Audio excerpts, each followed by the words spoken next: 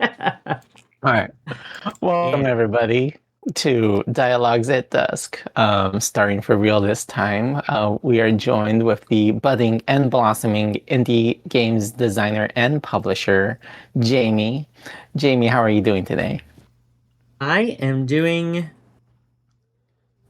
pretty well. I've been recovering for the past few days from a long convention. I'm doing pretty well, which I think is actually going to clash with the subject matter that we're actually doing. so so yeah, so I put on a moody playlist so I could try to get myself in the headspace of and remember all the stuff that I wanted to talk about. I took some notes, but I was like, meh, I'm just gonna wing it. That feels more authentic. I was fully prepared to wing it, and then 2 hours before, I was like, I cannot wing it. I cannot. I will write up some quick questions. Fair. That's totally fair. Yeah. And they're great questions. And I'm Zoe excited to Zoe answer them. almost succumbed to us improvising for an hour. Oh, wow. You know, Almost. just So winging close. it. So close. Yeah. Yeah, I was right on the cusp. So, let's start by getting to know you and a spoiler-free description of What If I'm the Devil, one of the games we're going to be narrowing in on in today's discussions. Absolutely. Yeah. So I have been designing games for my entire life. And I, um, more recently, in the past little less than a decade, have been designing games with the intent of eventually getting them out into the world for other people to play, perhaps even to be products and stuff like that. And then much more recently, I quit my job to be a full-time publisher and stuff like that. And the success that I have found, albeit small, has been, with the Midnight Market being one of those things, has been something that has galvanized me into doing this. And success is a really, really big asterisk word, because what does success even mean? And what am I even trying to find success with? And as you both know personally, and I will say out loud here, I have been following the journey of you two and of Lunar Punk since basically since I first interacted with you two as individuals and once Lunar Punk was formed. I have been very, very interested in and excited by this unranked movement sort of thing, and it is one of the major things that inspired me to make What If I'm the Devil, which was my game for the first Midnight Market. What If I'm the Devil is a social deduction nightmare about protecting myself. And it is a game where the players are tasked with finding and eliminating the devil. So, social deduction, hidden role kind of a vibe. There are twists and turns. The devil is using schemes to various kinds to interrupt your ability to determine who the devil is and eliminate them, while trying to eliminate the non-devil people, and get them to mistrust each other and all that social deduction goodness that you know and love from the genre. So that is the short version of all of those, and we will be deep diving on What If I'm the Devil in tiers. Maybe in tiers with an A, but tiers with in that Yeah, way. I was about to ask which first. one you meant. So yes, fair. Perhaps both. Yeah. Awesome. Yeah, tears like a cake, and also like Yeah. the one that you that comes from your face. Yeah. Yeah. Yeah. Cake comes from my face. Okay. That's the moral of the story. Yeah. Cool.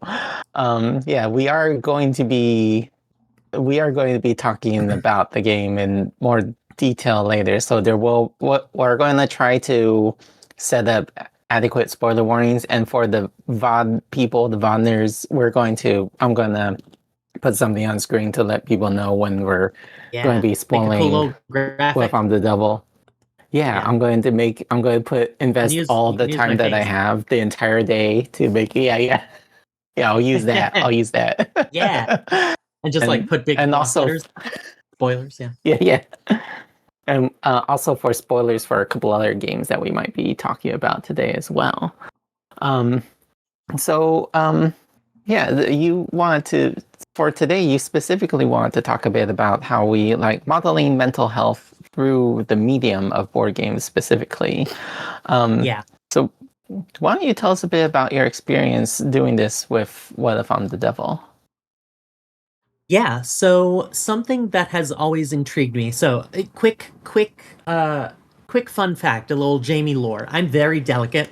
I can't really handle horror as a genre, but I've always been fascinated by it. I really struggle to like read horror books, watch horror movies, play horror games, but I've always been really fascinated by it because I feel like that is where a lot of I think about horror video games specifically. There is a lot of like genre bending and genre busting that is happening. A lot of really just like resetting people's expectations about what a game can be and what its message can be, which I think is really fascinating. I super can never play this game, but Doki Doki Literature Club is one of my like a really good case study of this because of how it subverts expectations.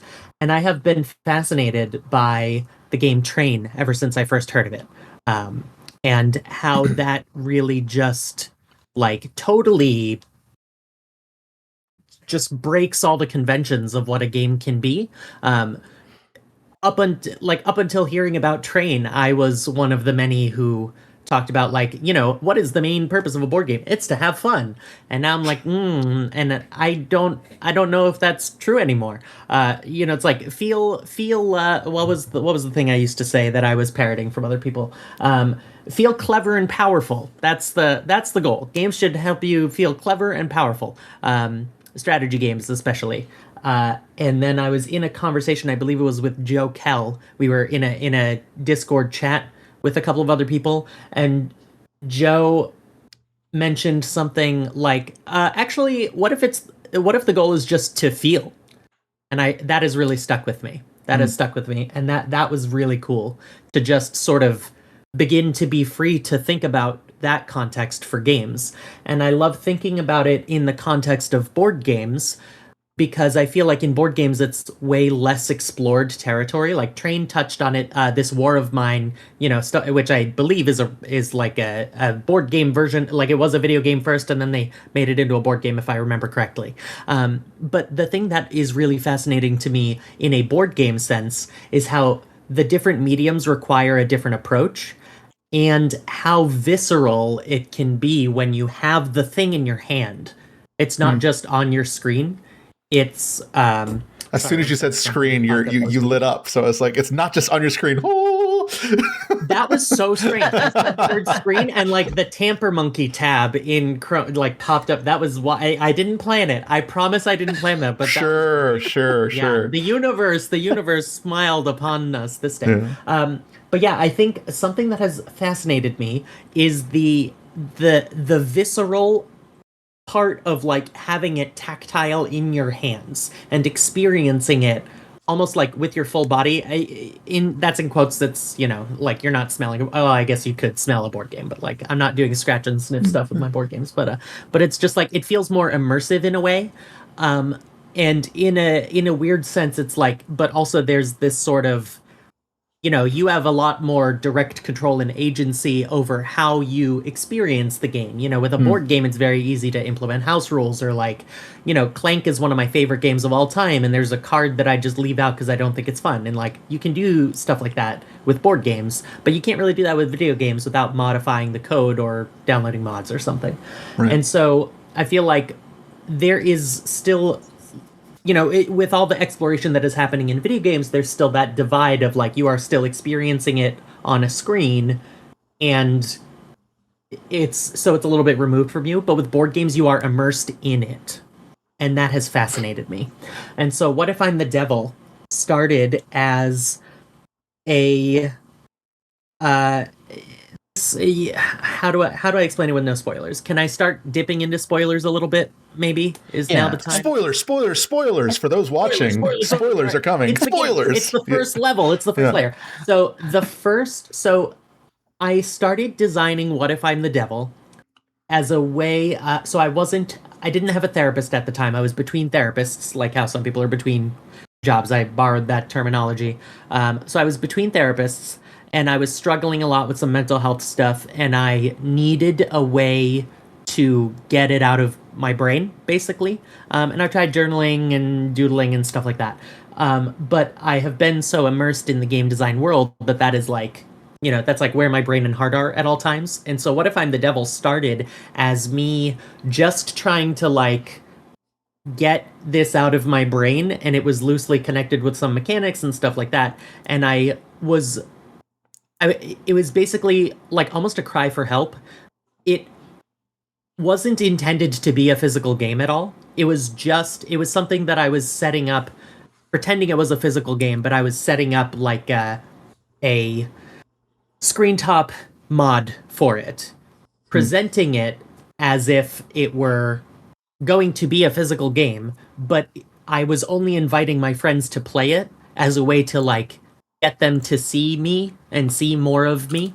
And so something that was really interesting about this process is that what was I trying to say? That was a big thing of like, what am I trying to say and how am I trying to say it? And it quickly developed into this thing. Like when I was thinking about what the message I wanted to send was, and this whole, weird avant-garde experiment of like communicating how I am feeling through a game, it started connecting more dots in the background for me. So the therapeutic part definitely helped, but like every single part of the game communicates something about my mental state at the time when I worked on it. Like all creative works do, I think. But this was very purposefully cultivated in a way that made the experience more immersive. So every single element of the game, and when we get to the further tiers of spoilers, I can deep dive on this a little more. But every part of the game is on purpose and designed to immerse you into a certain headspace and receive certain messages. That's very Did that answer the question? I feel like I kind of diverged a bit.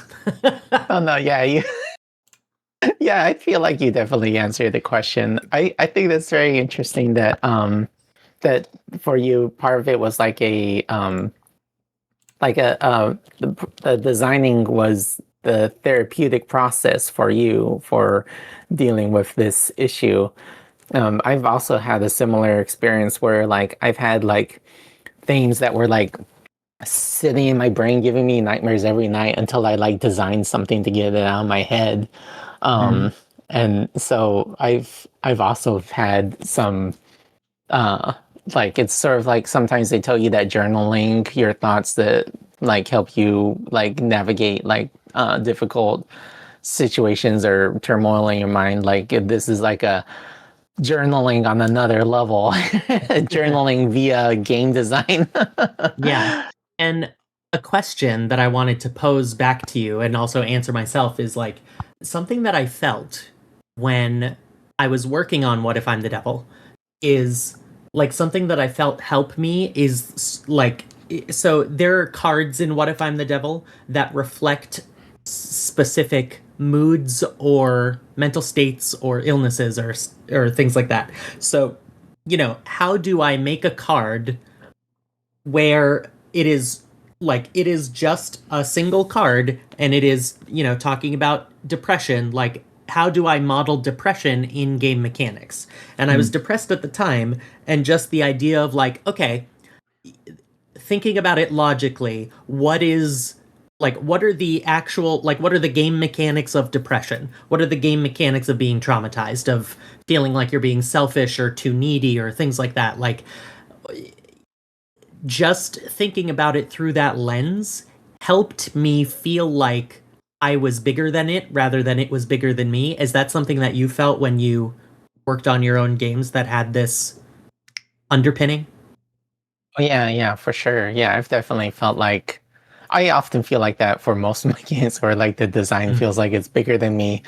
Um, it it oft, it often feels like I'm trying to facilitate something for a design that exists above me, like I am but a conduit. Like,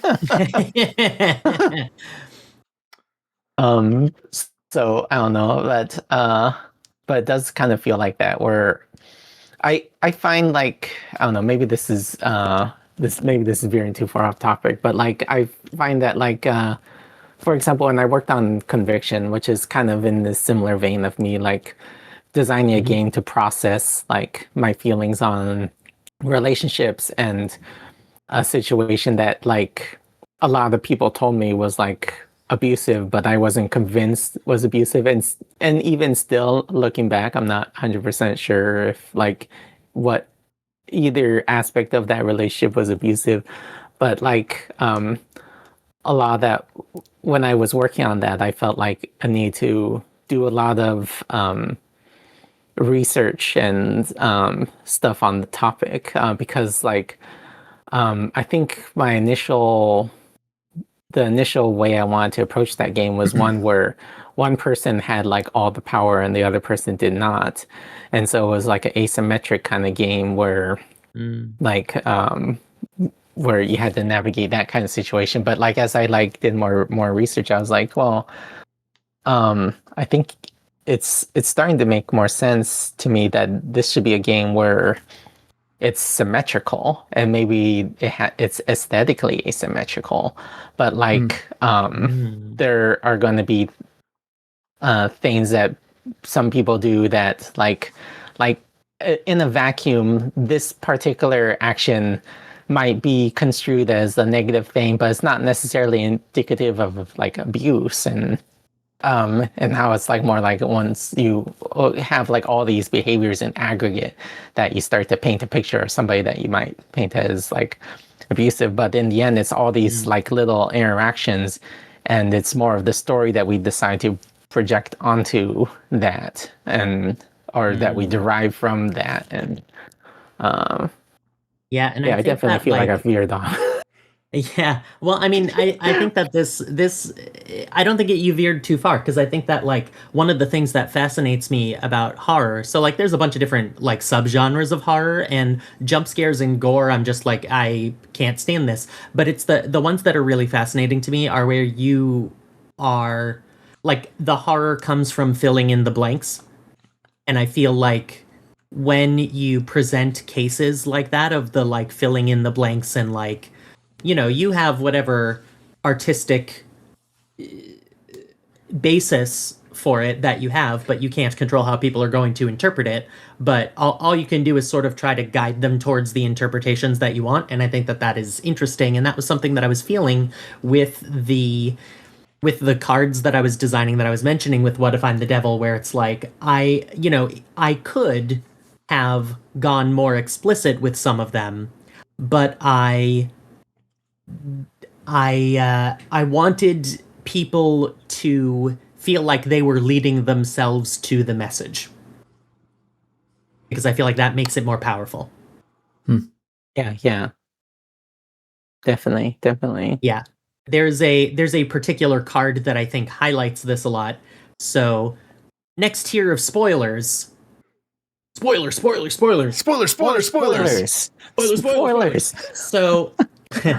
So the gist of What If I'm the Devil, the thesis statement basically is that you have all of your actions available to you at the start, and every turn you draw one of these cards, which is, like I said, it's like a mood or a mindset or something like that, and they tell you no in various ways. They restrict what you can do. And so you are gradually getting more and more restricted on what you can do.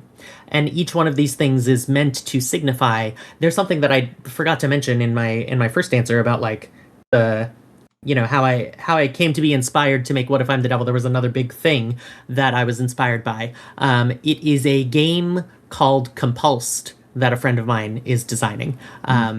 I have to leave the friend nameless, I think, and maybe it was not supposed to say the name of the game. Oops. Anyway, it's a game where you have to do a simple task, but it becomes harder and harder as you do it because as you get closer to completing the task, more and more rules are introduced to you. So as you get closer to winning, you have to follow more and more rules, which makes it harder to win, and it is meant to model the experience of having OCD.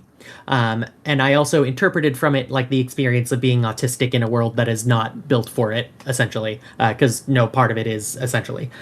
built for being autistic, and so that game really really resonated with me, and that is where a major like mechanical inspiration of What If I'm the Devil, of like you start with everything and you are constricted as you go, and so this sort of fill in the blanks. One of my favorite examples is a card that I designed a little later on in development. So all of the cards are phrased as questions that you are asking yourself. So, what if I'm depressed? What if I'm traumatized?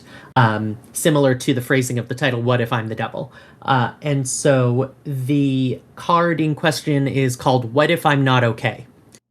And the mechanics, so there's 6 different actions you can take. There's peek, reveal. Peeking is looking at someone else's tiles. There are number tiles.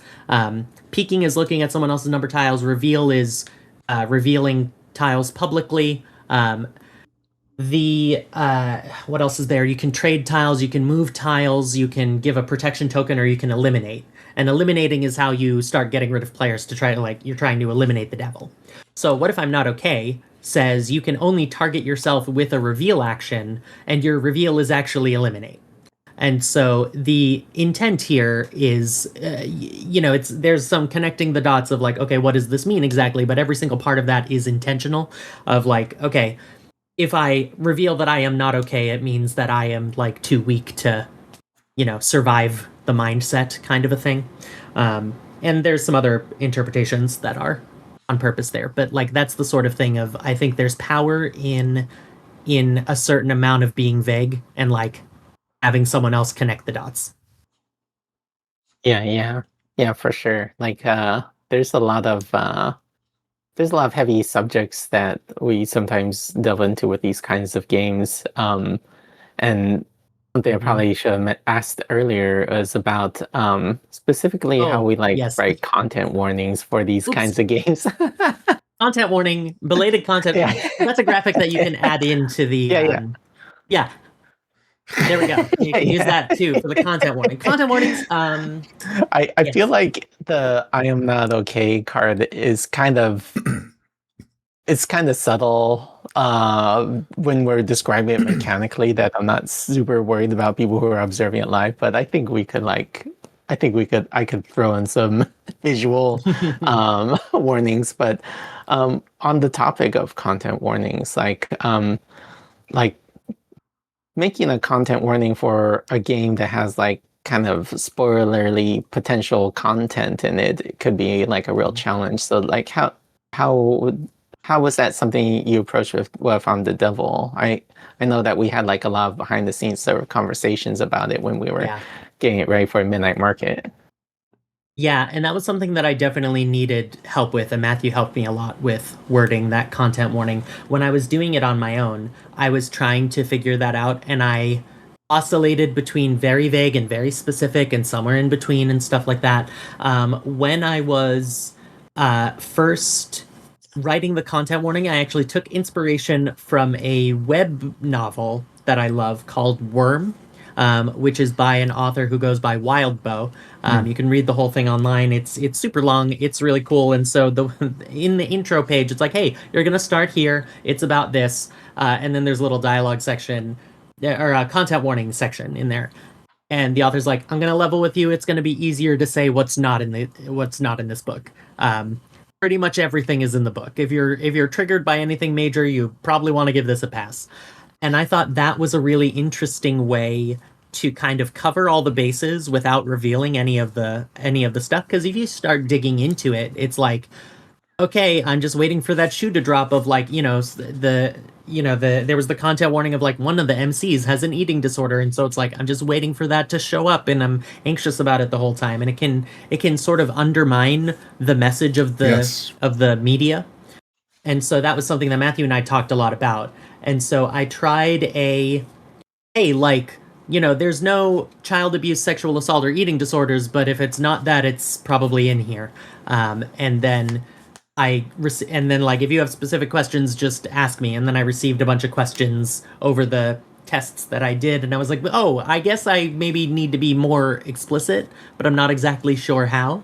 And then with Matthew, we tied it into the overall theming and presentation of the game in a way that I was really happy with, where the concept, the overarching concept of the devil is the one who is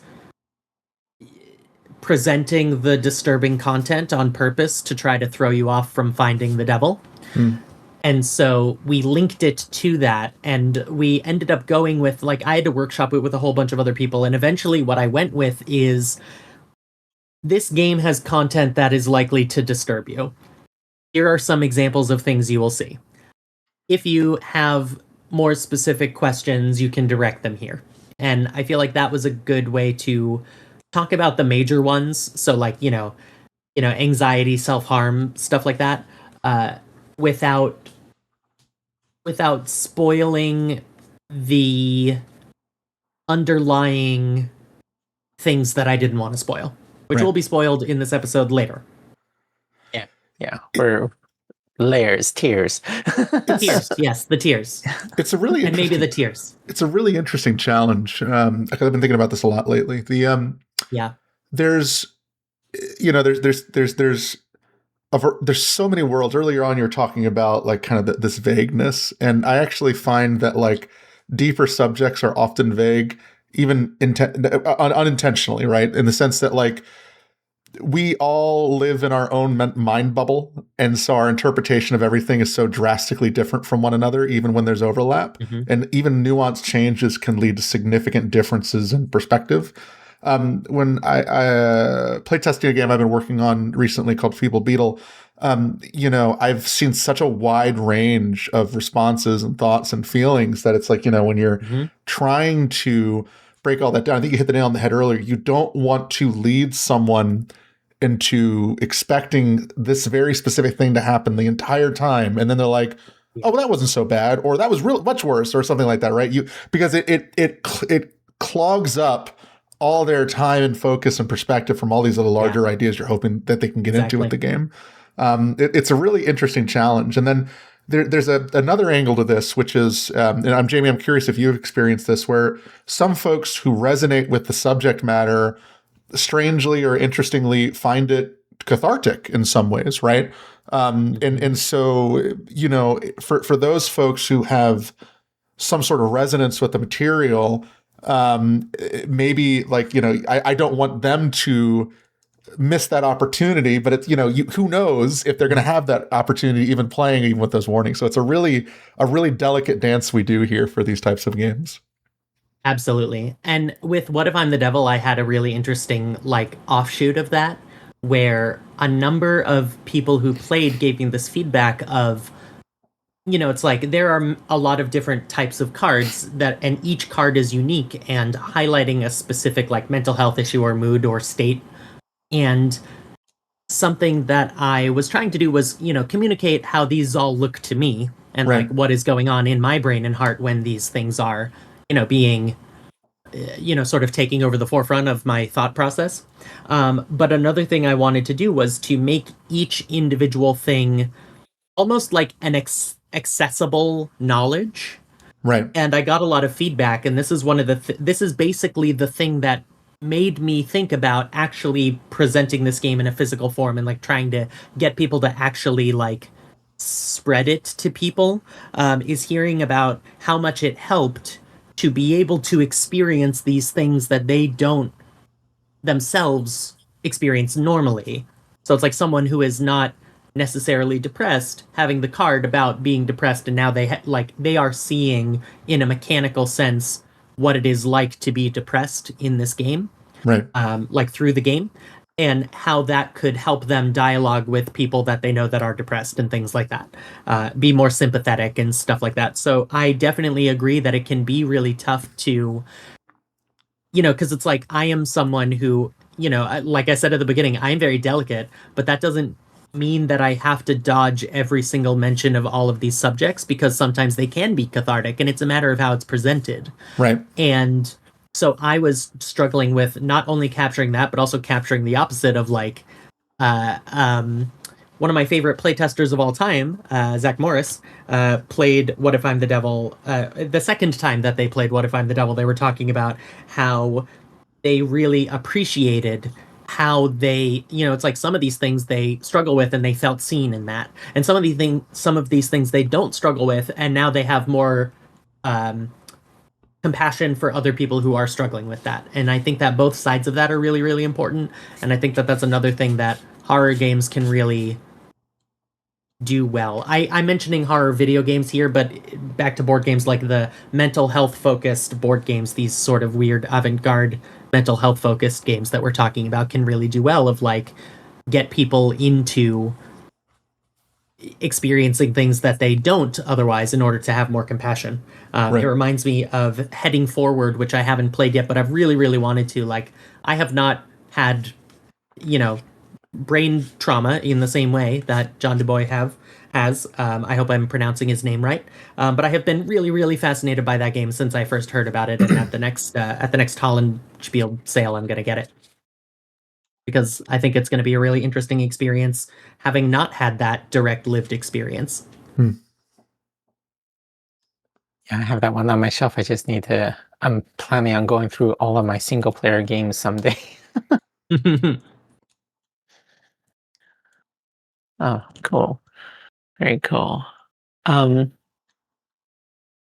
feels like something is a pattern that I'm seeing a lot with a lot of these mental health focused games is that a lot of them seem like they're tuned very specifically for those kind of first play experience.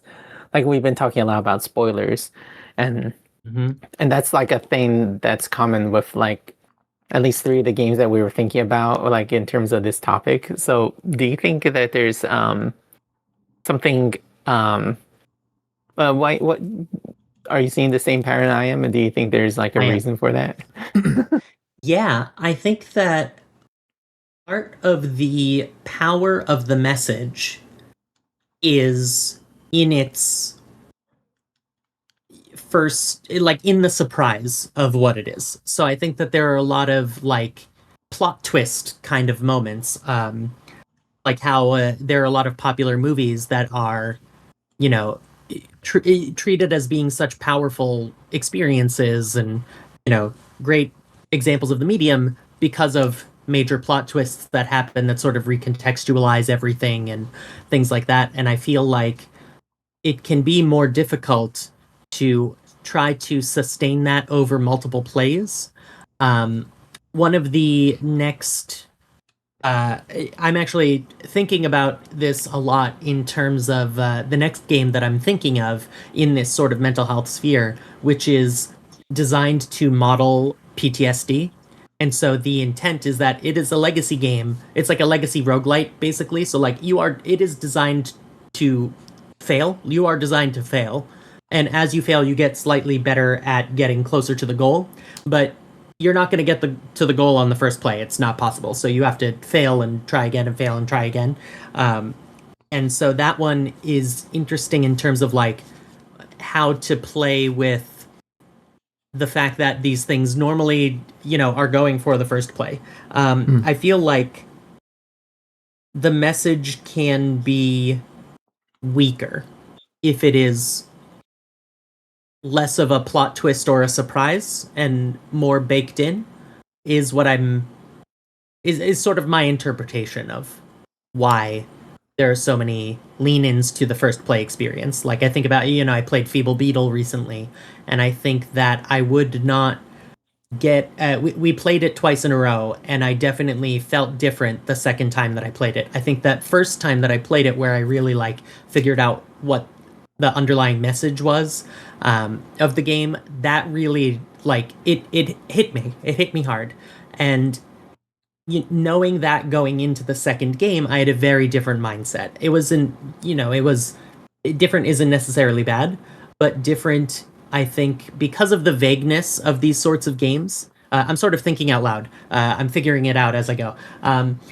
Something that I realized just now is that I think that with the vagueness of it, I think that when I do repeat plays of stuff like this, or think about doing repeat plays, the vagueness of it is now not vague. It's more crystallized. And so it's like, is the repeat experience going to gel with what I have just crystallized as my understanding of the game? and what that feels like. And that is a much harder thing to cater for because everyone's going to interpret it a little differently in most cases. I think another angle maybe relevant here is that a lot of games set themselves up as optimization puzzles. And I think in some way these games kind of suggest some of that, but then take you a very different direction. And I think that these are games where you're the hope is that players are very emotionally resonant in them. Or if they are in an optimization puzzle, they have an aha moment about some of these other things during play.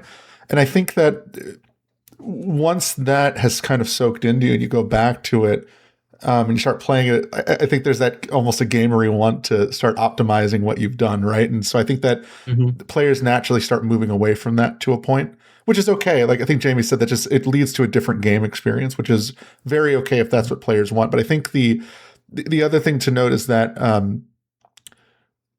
when you're setting it up for a one-time playthrough, I think the choices made in that experience and the decisions you make as a player feel like a million times more impactful in the grand scheme of things, right? Because like if you're playing a game over and over and over again, it's almost a cacophony of decisions that you're making through multiple expressions of play. But in that one game, in that one moment, maybe again, you could play these games multiple times. No one's saying you can't, but like because it's kind of designed that way with that much intention early on, it feels so final. And that hits harder. There's no for some of these because it resonates with so many things in real life.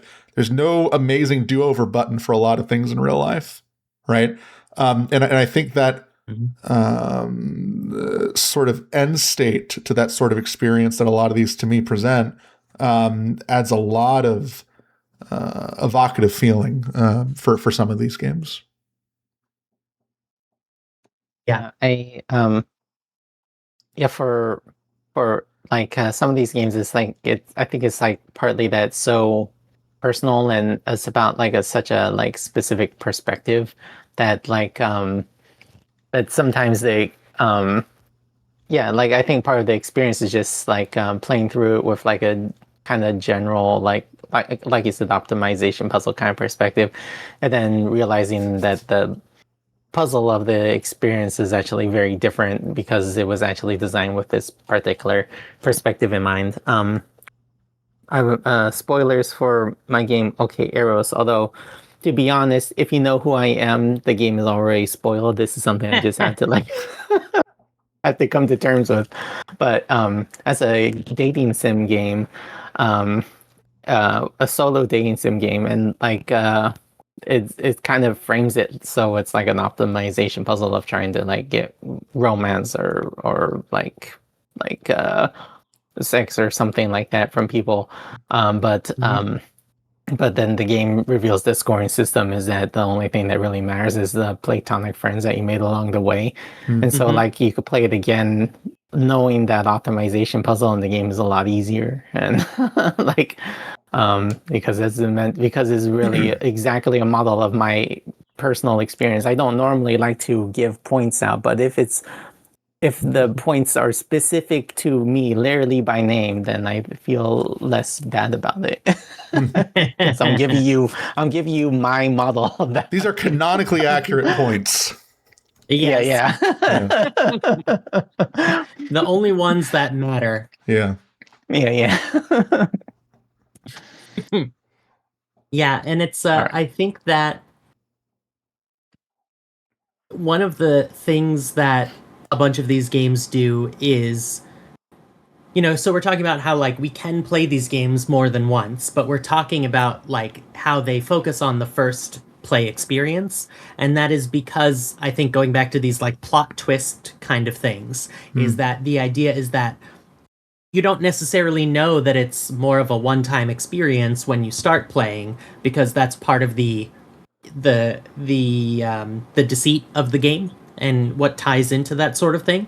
But then you find out later on that it is, damn, big surprise twist. Like in Train, it's like once you know the twist at the end of Train, it's like that twist is always there, and you didn't necessarily know going in to that. Right. But afterwards, now you do. I mean, I guess everyone does because it's been reported on so much that, like, you know, most of us in the industry know what train's about. So yeah, I think that is part of the, it ties into the, like, catering to the first play is like, I never expected anyone to play What If I'm the Devil more than once, but some people have, and some people have talked about, I mean, Matthew, you even talked about this of like, I want to show this game to other people and trust that I won't spoil the spoily bits while I show it because I think it's important. And so, there's that element to it as well. I personally love playing Feeble Beetle. I'm familiar with the game through and through, but I still love playing it. Yeah, I played it twice, that playtest session, and the thing is that I avoided as much as I could having to go into the thing that I knew that I would really struggle with Feeble Beetle. And I think that in and of itself is a really interesting thing. Like, here's another spoiler. I don't know if I've told this to anyone yet, other than Kelsey, my partner, my nesting partner, is I have never played a game of What If I'm the Devil. I have published a game that I've never played, which is weird to think about. I didn't realize that until after the Midnight Market. I was like, oh, I have a published game that I've played 0 games of. That's odd. That is odd. I wonder how many designers can say that. But it is, like, in a sense, me designing it was me playing it because of how personal it is. And there was a reason why I brought this up. Why did I bring this up? Oh, right. I don't think I am able to play it because of what it entails, like what it asks the players to experience throughout the game. And considering it is so personal to me and it is talking about what I experience in my life, I think that it is difficult for me to put myself in the headspace of being in a player seat for it. Kind of like with Feeble Beetle. I don't know if I can play Feeble Beetle again, but I am really glad that I had the experience and what it is presenting with the spoilers, where the thing that you have to read out loud are these negative, like, associations with yourself. Like, those are the things that you have to read out loud. And just, like, something that I have been fighting for years with myself and with people is, like, it is so easy to internalize negative messaging, especially about yourself. It is so easy, especially in 2026, where we are now, and the kind of world that we live in. It's so easy, and with social media and, like, politics and all this stuff. And so I knew that I needed to avoid that as much as possible because of how susceptible I am to stuff like that. Right. Like, I absolutely will start believing that. And I did the thing, I fought against it for years. Then I started doing it again of, like, I made a mistake, and instead of saying, like, oh, that was silly, that was a silly thing that I did, it was like, oh, that was dumb. Oh, I'm a dummy. Like, it's so easy to just sort of throw that out there.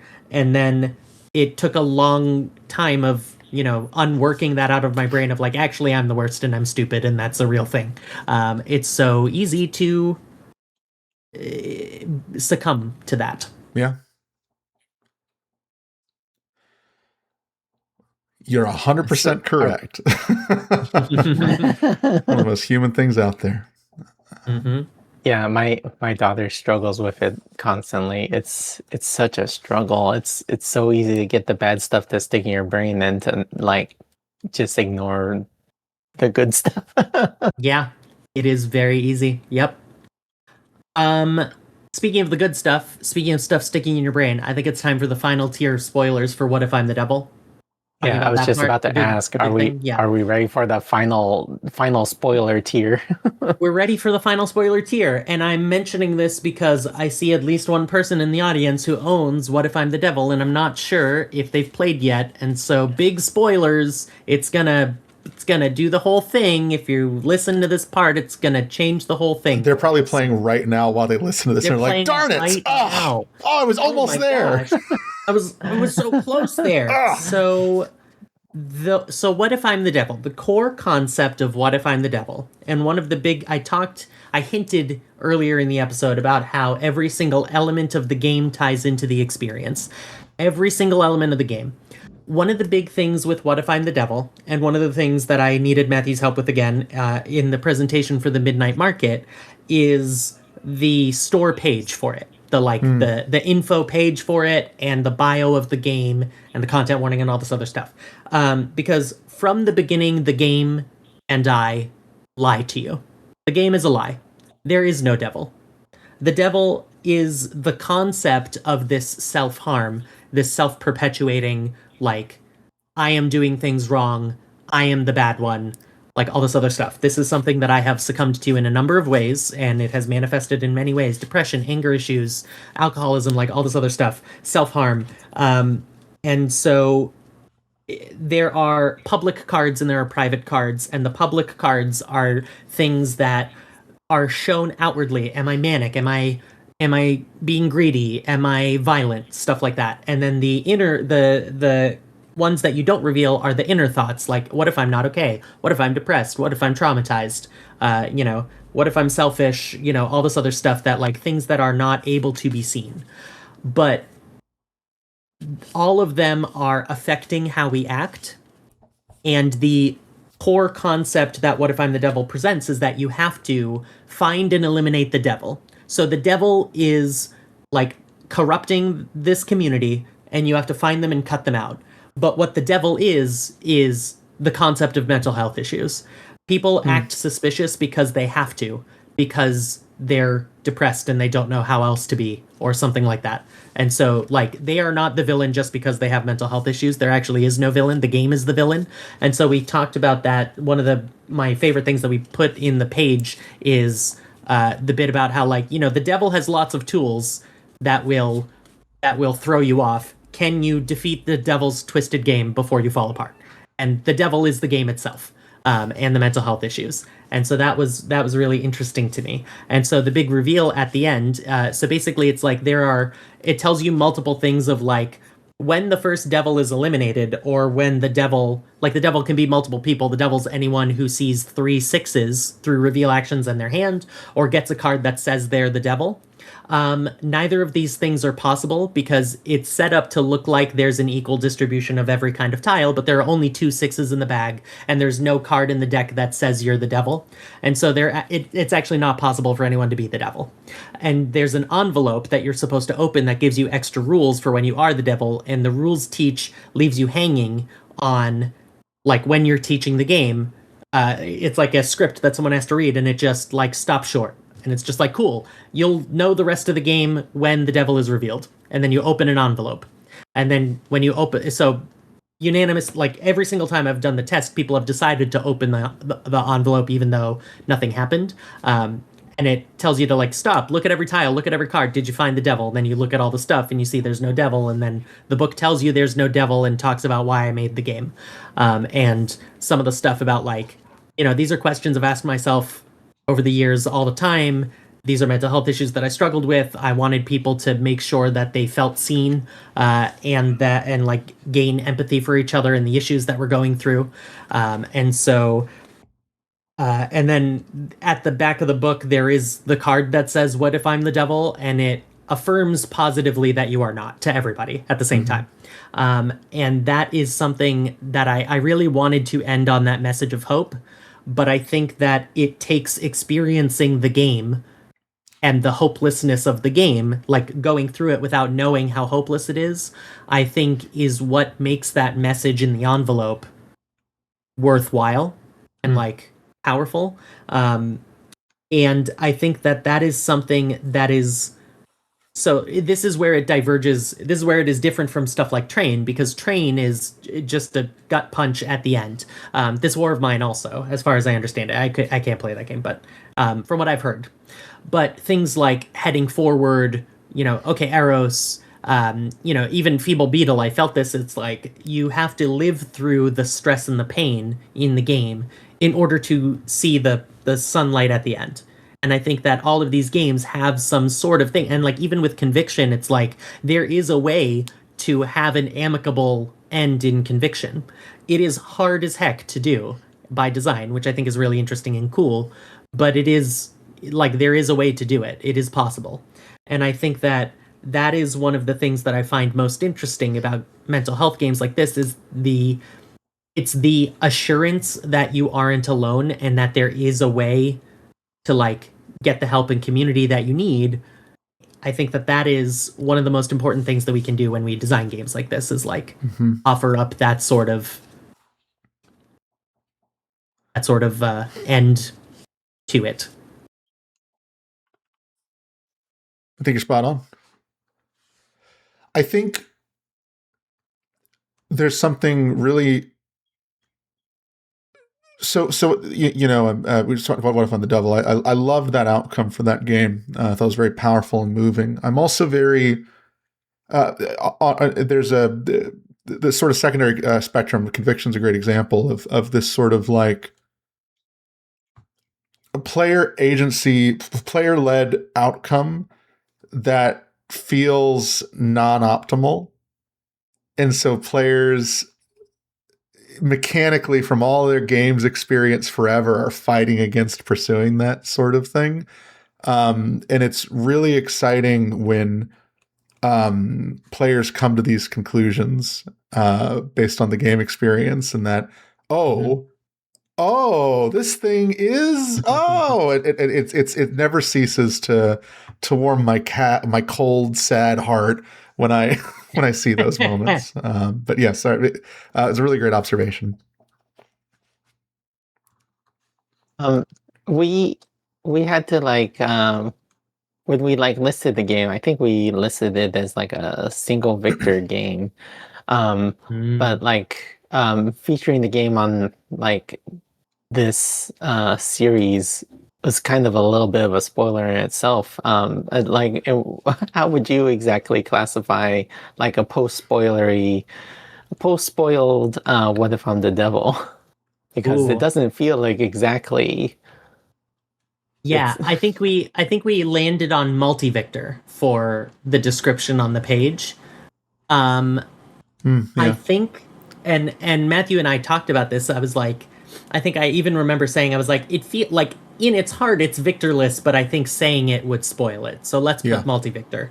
I think I remember saying something like that for the Midnight Market. Oh yeah, that's right. We didn't even put a thing on the website. I think we didn't even say if it was victorless. Did we skip it? I think we labeled it as multi-victor, but we'll have to double check after the video. Yeah. Okay, but we didn't say it was victorless. Correct. Right. Yes, and I think that we also debated not having a label on it, but felt that might be a little too like. I think some Sherlocks might have, sussed out something weird about that. So I decided to do a multi-victor because I feel like that's not technically untrue. Right. In the sense that I think everyone wins at the end with the knowledge that they've gained and the compassion that they can show for other people now. But shrug. Yeah. Open to interpretation, I guess. You were right. We did label it as multi-victor. I don't remember why I thought we didn't, but it doesn't matter. Yeah. I think that the real winner is me in What If I'm the Devil, because I have gained much deeper knowledge of myself and other people, and I feel really good hearing about how much this game has helped other people. The first time that someone who I did not know at all played it at a Protospiel Online. I finally brought it to Protospiel Online a couple of Protospiels ago. The only time someone was in a playtest that I did, and playtest is like in air quotes because I was always just testing the like how is it received kind of a thing, said that like I got a heartfelt message from him a couple of days after Protospiel and said, "This is the most important game I've ever played. I have been thinking about going to therapy for a long time and I've never gone my entire life, and playing this game, because games speak to me so much, playing this game is what finally got me to like begin my mental health healing journey." And I was like, I'm not sobbing. It's you are. Someone put these tears in my eyes. Someone put these tears in my eyes. Yeah, they planted them here. And so it's just like knowing that games like this can help people And like the process was very therapeutic for me, and it really helped me like crystallize a lot of things that I was going through and like help me sort of break them down into way more manageable chunks. So like just the process of designing the game has already helped me. And hearing that the process of like the experience of playing the game helped other people, I think that they're like this is such an important subgenre of game, and I beg and plead everyone else who resonates with the idea of making something like this, like your story is worth telling, your experience is worth telling, no matter how out there or weird or whatever it may seem to you, it is worth sharing. And that is important to me, and that was an important takeaway that I had. Awesome. Do you think that there's something particular about unranked design that lends itself well to these kind of personal, like health, mental health centric kind of games? Yeah, I am still in like beginning phases of thinking about unranked games. I'm like watching with rapt attention all of the things that Lunarpunk does and all of my other friends who make unranked games. Um, but as we all know, it's still baby in It is its maybe. in its widespreadness. So I don't have a lot of unranked specific thoughts on myself other than like an academic observer sort of sense, because like this is the only unranked experience that I've designed so far. Um, I think that when you shrug off, it's sort of like shrugging off the fetters of what a game can be, of like I was mentioning before, of like games are to be fun and to make you feel clever and powerful, and that's what a game is. But when you sort of shrug off that mantle and see, you know, how weightless you are now, it's a lot easier to explore uncharted territory. And so I think that it is easier to. There was a debate recently in Break My Game about theme, like about like how to. I forget exactly what the question was wording, but someone was talking about how like most themes have been done, and I was like, that's I don't agree with that. Most themes have not been done. Actually, is what I think, and I think it's because there's still so much unexplored territory of like shrug off the yoke of this restrictive definition of what a game is and think about what a game could be.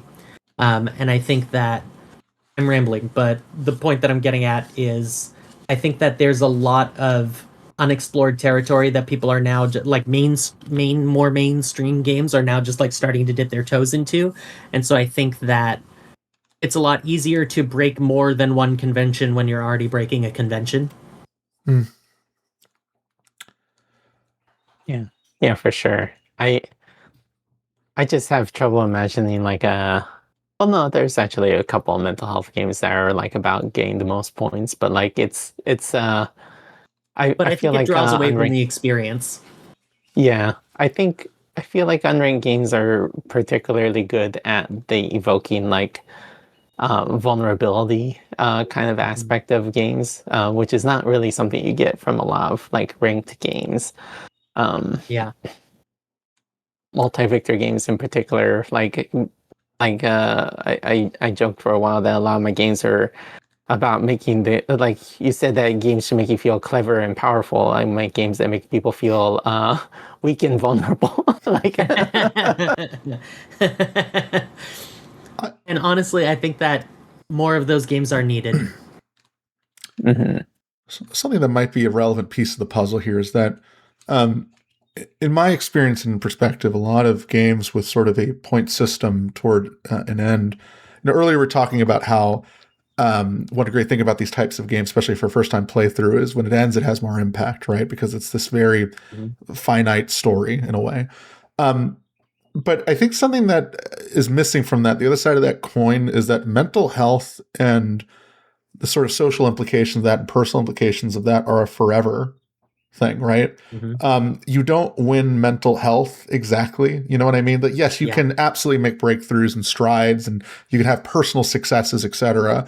But there's no beating somebody else at mental health. There's no, you know what I mean? It's a forever journey that we are all on, whether or not we realize it. Mhm. And so I think that like when you think about sort of the outcome of an experience like that, I think these games often are better at pointing at the fact that the winning and losing aspect is not true to form with the sort of that narrative of and reality of what we kind of face in a day to day, right? So I think that when I think about, what if I'm the devil, and when I walked away from that game, to me, even at that endpoint, even with that silver lining, I knew in that, and for me as a player, I felt that this is something I will contend with, and there will be triumphs and there will be struggles. And I went through an obscene amount of struggle in this game, and there was light at the end of the tunnel, but it wasn't saying you're never going to contend with these things again. It wasn't saying, this isn't something you're going to deal with forever. It was saying like, hey, there is a light here, but that doesn't mean there's still not shadows, right? And so I think that when I think about these games, I often think that once you sort of add that victory point sort of concept and say you won, and like as a very matter of fact way, it takes away from that very strong reality that this is something that we contend with just as humans. I don't think I will ever win mental health. I don't think anyone will. And certainly I don't think I'm sitting down with, Jamie or Xoe or anyone else and going, all right, who's better at mental health? Let's find out. Right? Speak for yourself. Depends on the day. Yeah. True. Yeah, I'm fair. top the leaderboard in terms of therapy. I play my depression face down in defense mode and end my turn. Yeah. So, just a lot of stuff like that. So I'm really fascinated when games, in a weird way, I'm almost fascinated when games sort of have that model of a victory state, because I'm really curious about what the designer's intention was there. Like, why is it modeled that way? And I think personally, my hot take is that a lot of folks just haven't had the tools yet and seen a lot of examples yet of how games can do these types of things. But like, I think it also just always goes back to like, what is your game trying to say? And kind of what you mentioned, Jokel, what do you want people to feel, right? How do you want them to feel? What do you want them to take from this experience? And I think those are important considerations for these sort of outcomes. I agree. Cool. Yeah, the idea is that winning through mental health it's a goal it's about getting there, not about being there, because you can't ever be there. Right. I think we're about time for our discussion here, our dialogue. Jamie, do you want to tell our listeners where they could find out more about you and your games? Oh, yeah. So the website is still kind of under construction, so it's a little janky, but you can find me at triplerainbow.games. That is where you will find all of the normal games that I make that are more whimsical and non-violent, unlike What If I'm the Devil. I have a Discord server. That's the big way to get in touch with me. And in the Discord server, there is a secret category that you can opt into, which is Dark Rainbow Games, which is the upcoming side branch of Triple Rainbow Games, where What If I'm the Devil and all the other ones that I'm working on will live. So yeah, Discord, the Triple Rainbow Games site has linked to the Discord, so does my Discord profile. I'm here in the Lunar Punk Discord. I'm in Break My Game a lot, so you can find me there. Jamie Sabriel is my name basically everywhere. So yeah, Discord is the main way, triplerainbow.games. That's me. Awesome. Gnarly. Thanks for being with us today, Jamie. Yeah, thanks for inviting me. This is a subject that I've been thinking a lot about lately. Awesome. Thank you. It was a pleasure having you. Yeah. Bye-bye. Bye. Bye-bye.